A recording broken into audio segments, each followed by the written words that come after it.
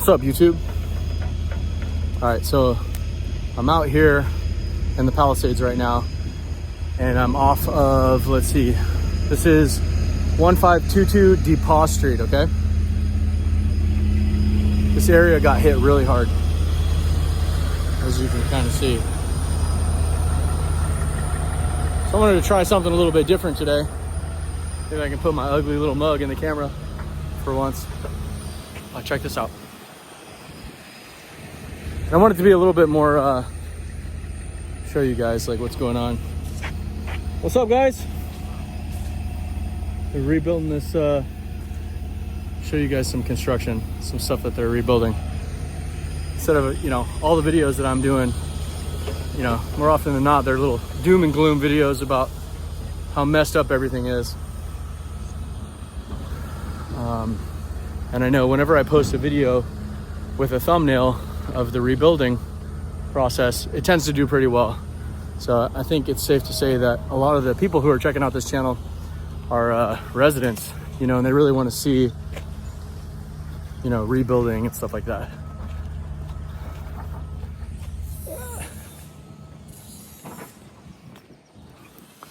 So there's a property up here on the left that looks like it's almost done.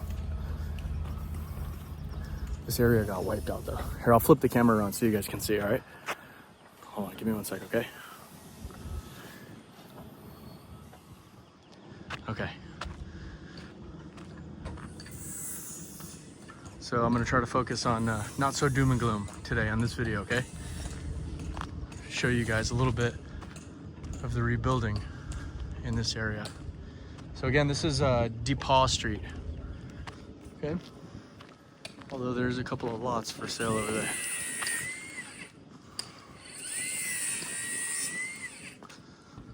So obviously this house had building permits before the fires, okay? This isn't what happens in 5 months, but this is an inside look at what could be in the near future, okay? And what will be, really. It's not a matter of if. What's up, brother? How's it going? Good, how are you? It's a beautiful home. Yeah, I'm building a few houses. I was just seeing how far some people were. Oh, okay. Do you guys have the permits and all that stuff before the fire, or? They're all in plan check. Oh, okay. So I expect permits and... It's okay if I film you kind of thing? I make little videos and walking around the Palisades, and a lot of the subscribers, they want to see like anytime there's some building going up. Yeah, I mean, I actually had to search around this place big time to find any because the permits they're not coming out. Really? Yeah, and anybody who exceeds the 10%, they're making them convert their house to all electrical, which is crazy. So when you say exceeds 10%, you're talking about the square footage of the property? Okay. Yeah, so they allow you at 10%. Okay. On height and on size. Uh-huh. In addition to the fire, and then you're supposed to fast track your permits. I see. If you go bigger than that, they treat you like a new house. So how? And then they make you upgrade to this whole electrical plan, which is Green New Deal. Yeah. Green. I know. So, Yeah. So how long did it take for this to happen? To go from break? These guys, I don't know. This is the first house I found that was been framed. I was driving around. I got 4 houses that are in plan check off Marquez. And when you say plan check, what does that mean? They're drawn and they're in the building and safety to get approved. I see. Okay. Okay. And now you're just waiting on the They have permits. Okay, I see. And then you can start construction. Okay. Yeah, there's a handful of properties that I've seen up on, well, there's one off of Iliff right next to this famous house that didn't get burned down by the fire. Right next door, they're throwing a frame up and they're going pretty quick. There's a couple of more up on, I forget the street, but I'm assuming they had permits and all the building stuff ready to roll before the fire, so. But a lot of the people who check out the YouTube channel are really interested in building, you know. A lot of the people are probably residents who watch the channel, so anytime they see a building going up, they want to know about it, who's building it and stuff like that. So so that's what I try to do, come around here and take little videos of the rebuilding process and stuff. I'm doing 5 houses almost all on the same street, so that makes it... What street is that?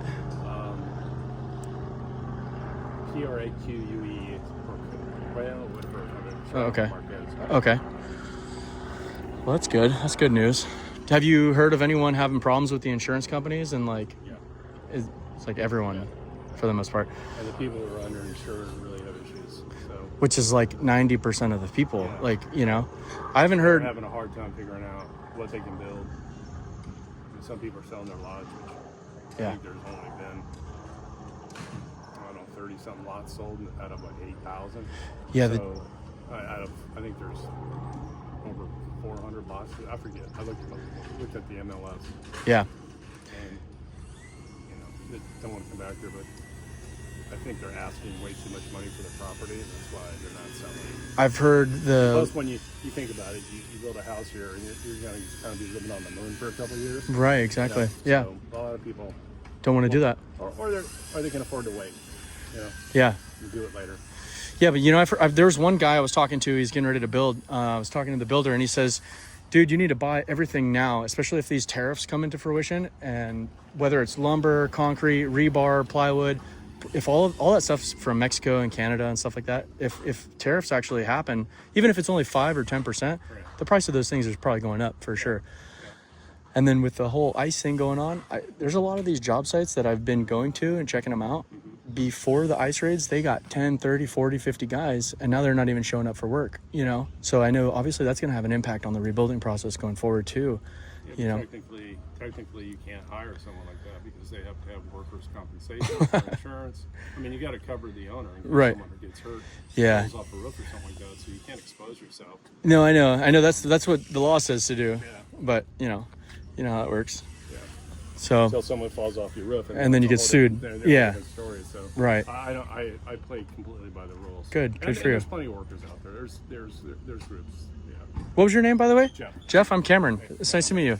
I've got a YouTube channel. You can check it out. My name's Cameron Desborough if you want, just to see what I kind of do or whatever. So it's really nice. A lot of the subscribers would love for me to have a conversation with someone like you about what you think the future is going to look like for this community, how long you think it's going to take to rebuild, and It's hard to say. right.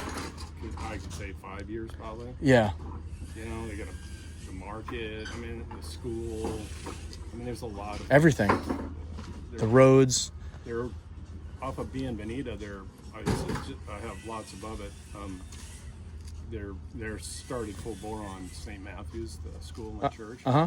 Go over there and take a video. Those guys are moving really quick. Yeah. You get asked those guys, they seem to, and that's a commercial thing, so they're moving quick. Yeah, I was just inside Palisades High School the other day, and they're building those little makeshift schools. They're trying to get that. They destroyed the entire baseball field. Yeah, they did. That's right. Yeah. It's a shame. Anyway. Well, it was nice talking to you, brother. Nice to meet you. Absolutely. Okay. Take care. You too.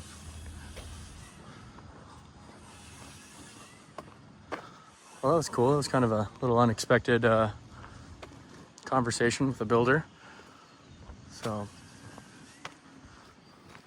I always get kind of nervous when I talk to these random people on the streets because you never really know what their reaction is going to be like. They might be super nice. They might be complete jerks. You really don't know. You're kind of just rolling with it. And then you're kind of like under the spotlight, like, what should I ask this guy, you know? But he seemed really nice and friendly. So that was cool. Yeah, so he's got a lot of work lined up for him in the future. So hats off to that guy. Hopefully he makes a lot of money in the future going forward. Hopefully he gives some of these people a good deal on rebuilding. They're gonna need it for sure. They're gonna need some help. Considering everything that's going on, the demand for construction workers, these tariffs, the permitting process, the city being billions of dollars in deficit. It's not, I know I always come back to this pessimistic outlook and how the future doesn't look too bright in the short term. But, and then just the other day, the Federal Reserve determined that they weren't going to cut interest rates, which is, one more obstacle, higher interest rates for longer. So if you need a loan to rebuild because the insurance company is not going to give you enough money to rebuild the house in its entirety, you're going to need to fund the difference if you're not liquid or you don't have cash. So, and interest rates are high right now.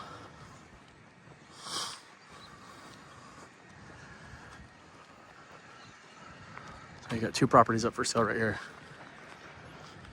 We've definitely been over here before. So this is Pauw Street, okay? Let's check out these addresses. And this is why you're seeing people put their lots up for sale, because the insurance companies aren't giving them enough money. Probably, I'd say like 90%. 90 people out of 100 were quote unquote underinsured. Whatever the hell that means, okay? Basically just means you're not getting enough money to rebuild. You want to rebuild something like that in the Palisades, this beautiful home over to the right, but the insurance company is going to give you the money to rebuild that. That's what underinsured means right there, okay? And it's probably 90%. Maybe more, maybe a little bit less, but just ballpark. Like, so here's another property for sale. 15329 Pauw Street.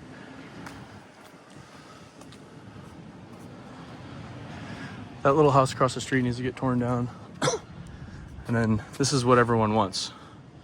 Everyone who lives in the Palisades wants something like this. Beautiful house. Modern. He was saying something about going green. So if they want to build 10% larger than the lot that was there already, they have to treat it like it's a new home. Everyone wants to build a bigger home. If you're going to build, you might as well build big. So you're going to go big or go home or sell the lot. But it's just going to take a long time to do that.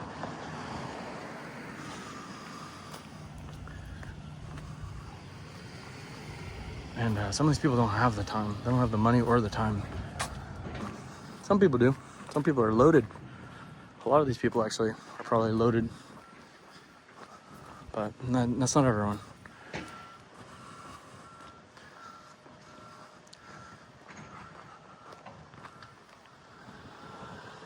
So we're on Pauw and I don't know what street this is.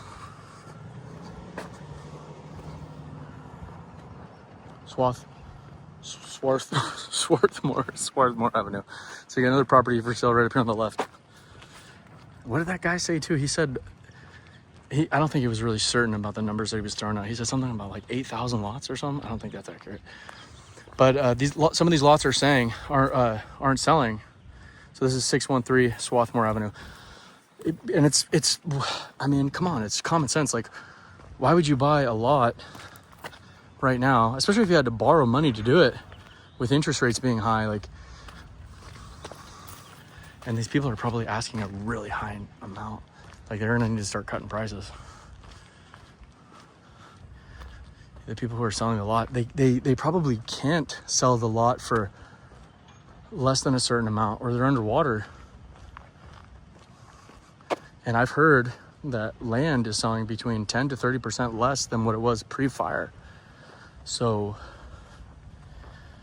it's very likely that anyone who bought a property just before the fire might be underwater. You know, if you bought a house in the 70s, then I guess it doesn't really matter. You're going to be sitting pretty. But if you bought a house in 2020, 2021, 2022, 2023, these couple of years, you might be at a premium. And, you know, the justification was low interest rates, you know, which is fair. That's a fair. But now you bought at a really high price and your justification was low interest rates, you know, you might be underwater. And that's why some of these lots are sitting on the market and they're not moving. Like that guy was saying, they're just sitting there. And this is supposed to be the spring selling season or whatever, you know, this is summer now, I guess, but this is when you're supposed to be killing it.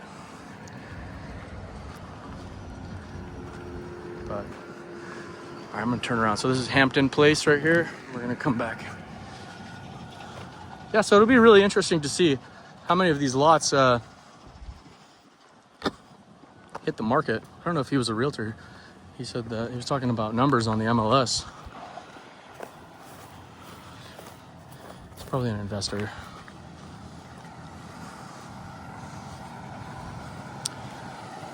Anyways, I thought that was kind of cool. I just ran across that guy randomly. It's kind of off the hook and unplanned, talking to someone. Like I said, it can be kind of intimidating just talking to random people on the street because you never really know who they are or, you know, what they stand for or whether or not they agree with what I'm doing, and you don't really know. they might see me and hate what I'm doing. You know, they might think that I'm trying to exploit or take advantage of the situation, and you know, which isn't what I'm trying to do. I'm just trying to film and document it. Because not too many people do it. So that's my little niche. So, and given that I have access to these communities, and so I just do it. I'm not gonna lie, sometimes it is intimidating, and I do get some pretty nasty looks, but at the end of the day, I'm a grown man. If somebody wants to say something or they want to handle it, like, okay, let's do it. Like, whatever you want to do, you know? So,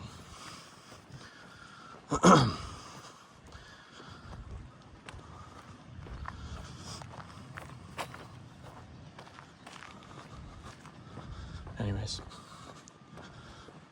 thank you to all our wonderful neighbors. We can rebuild this beautiful town together. I hope so. And they will. This place will come back beautiful. It's just gonna take a cool minute. That guy was talking about 5 years, and there's no shot. It's gonna take 4 years to 5 years to rebuild the roads.